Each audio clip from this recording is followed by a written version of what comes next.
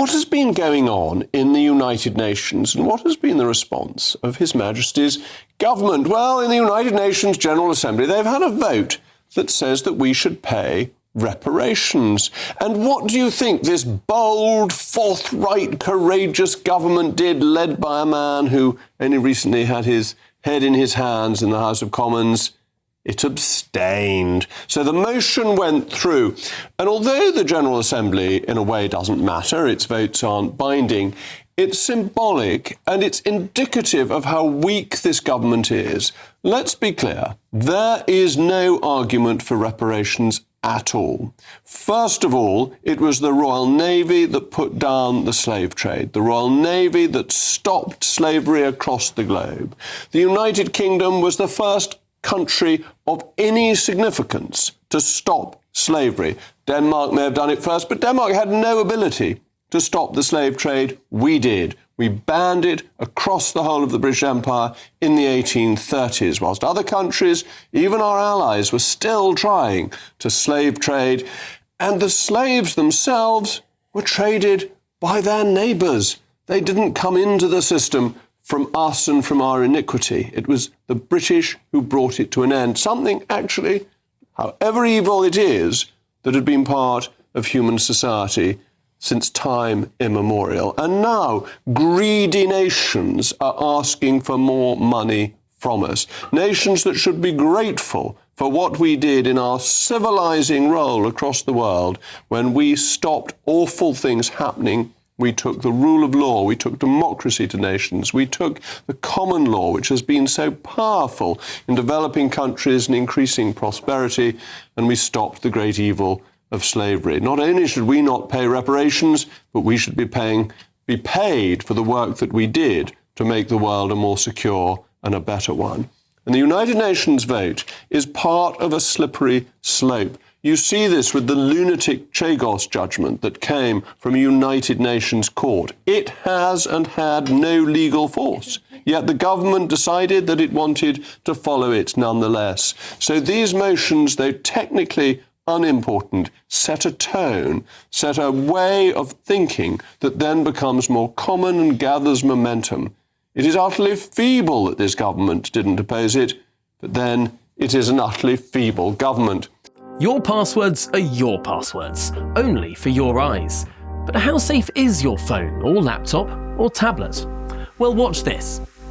I press one button and my phone is now shielded from hackers and prying eyes. ExpressVPN is your protector. Yes, you can protect all your passwords fast across multiple devices with ExpressVPN. Premium, fast, and highly secure. Get big peace of mind for a low cost. Click the link in the description or scan the QR code to get up to 75% off, plus 4 extra months free, all backed by a 30-day money-back guarantee. Protect your online life today.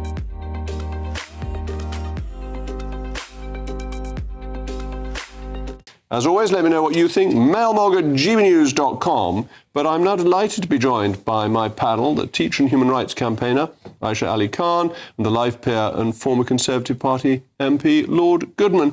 Aisha, first of all, thank you for coming in. First time you've been one of my panellists, so very pleased that you're here. And this is only a symbolic vote, but surely the government should have a view, and it should have a view that's in the interests of British taxpayers. I think this vote has been a long time coming. A lot of countries have spoken about it, but this is the first time it's actually been presented in this way. And as somebody who has taught history and somebody who obviously campaigns on human rights abuses and so on, I do feel that this was something that had to be done. Whether or not it's going to be successful in terms of, obviously it's not legally binding, as you've just said, but whether or not it's going to result in significant reparations, which is what one of the demands was, I'm still sceptical. How do you quantify something like 15 million people that were taken from the African subcontinent and transported across the Atlantic in these hideous, horrific ships? And who do you pay? Because these people are long since dead. Their descendants could be anybody and have completely different lives disassociated from their ancestors. Well, I think that we saw some people like, organisations, businesses like Green King, who recognised their role in what had happened 200 years ago, and basically declared a commitment to working with organisations, helping young people from black and ethnic minority backgrounds, supporting them, recognising their part in it. I mean, that would be, for me, if somebody was going to say, hey, we want money, we want some compensation, and they have every right to do so, by the way, I would rather see funds being given to organisations. Can I just clarify? Modern day do they have every right to ask for it, or do they have every right to be given it? I think they have every right to ask for it, and they have a right to reparations. But like I just said, how do you put a figure on that amount? Paul, how do you put a figure on it, and do you think they have a right to it anyway? So it's worth pointing out at the start, as you said, this is a vote in the General Assembly. It's not a legal decision, which some people would think it would be in the UN. It's also worth saying at the start, of course, there's matters of slavery throughout the world today. It's still going on now, including in countries that voted for the resolution. So maybe we ought to sort out our problems in the world first, and the slavery that's taking place with millions of people now, rather than going back to the past. And as for reparations, it can be done. It was done after the war by the Germans. Germany, I think, paid some money to Israel. But this raises a big question. If you're going to do it, reparations has to come pretty fast.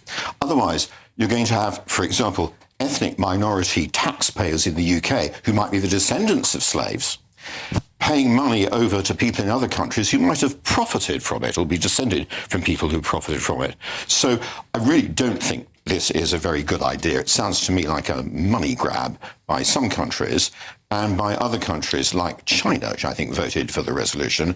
I don't know how they can look at themselves in the mirror when there's forced labour in China. Forced labour in China, and Turkey, which had slavery much longer than the United Kingdom did, carried on with slavery until the fall of the Ottoman Empire, and had many more slaves than the British Empire ever had.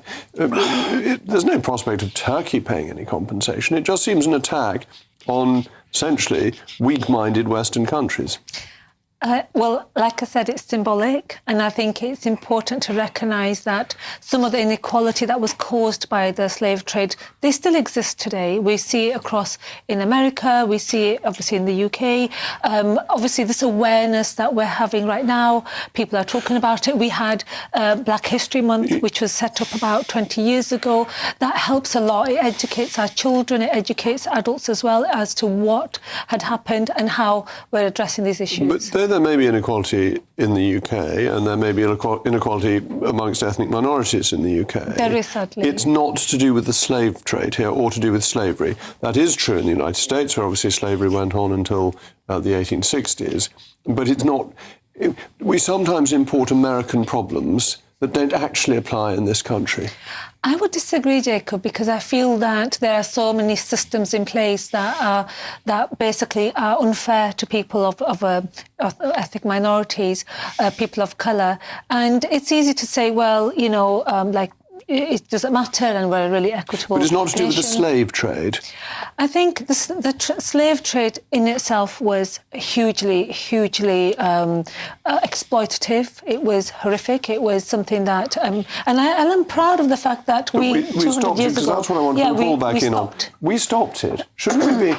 And the Anglican Church, which is offering £100 million in reparations, was instrumental in stopping it. Shouldn't we be actually rather proud of our history in doing something other countries didn't want to do? It's quite hard to see it literally as a sort of black and white issue. I mean, obviously, the colonial powers were involved in slavery, and they were European powers. But so were African tribes that sold the slave, were involved in the slave trade.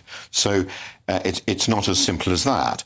And then, as you quite rightly say, the first country that was in the vanguard of ending slavery was the UK. So why should we now be asked, Britons of all sorts of backgrounds and all sorts of ethnic backgrounds, why should they be asked to pay money to people abroad who may actually have profited from slavery? The idea is crazy. Absolutely right. And we must always, when talking about the slave trade, talk about Gordon of Khartoum, who died gloriously in Khartoum, where he'd gone to try and stop the slave trade.